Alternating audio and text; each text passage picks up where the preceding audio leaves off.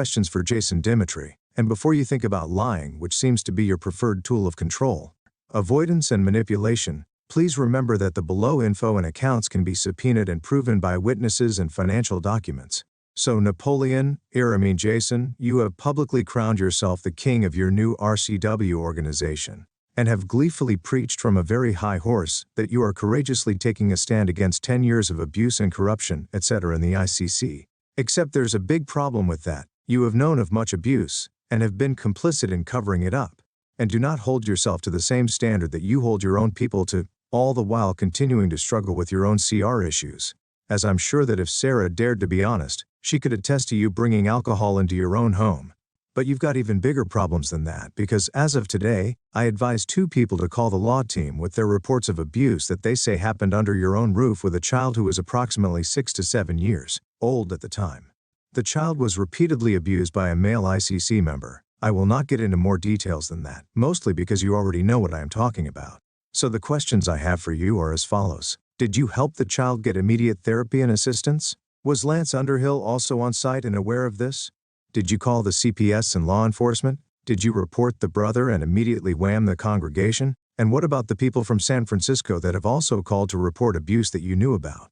I know that you know about John Aguilar, who was an ICC member in the Antelope Valley who was recently incarcerated for 16 years after a young female in his family reported him for sexually abusing her as a minor for her entire childhood.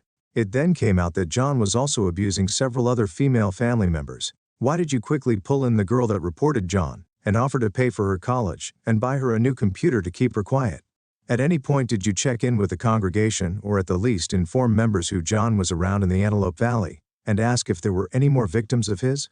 No, you did not, because some of them called in and reported after finding out on their own. Therefore, why are you one of the leaders lying and saying that all of the sexual abuse lawsuits have been dismissed, and that you knew nothing about them, and didn't personally know about any abuse at all, but then state that you witnessed 10 years of abuse in the ICC? Screenshot attached. It doesn't add up, Jason. I'd also like to mention the fact that your people need to start asking better questions about where their money is going. For example, people have questioned where you got the extra $20K needed for the down payment to buy your $1 million home in San Francisco? Is it true that Kip took it from San Francisco Missions, which is what I received a call about approximately 10 months ago?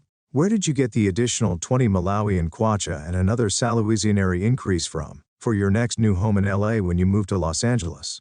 Again, the answer to that question is from Special Missions, correct? So yes, all the hard-working single moms that can't afford to feed their own children need to know that they funded both of your $1 million homes, while you were also receiving one of the highest salaries in the ICC, and tons of other benefits and perks. And do you currently own 2 or 3 homes, while most people in your congregation own 0 homes? Why is renting a home too good for you, Jason, but then you call everyone else to live in squalor? Subsequently, my biggest question is this: how do you sleep at night knowing that a large number of your people are struggling, and are not even able to meet their basic needs, while giving every single cent they have to you and your supposed RCW church? Dear RCW and ICC members, start asking your leaders the right questions and demand to know why they are so freely lying to you.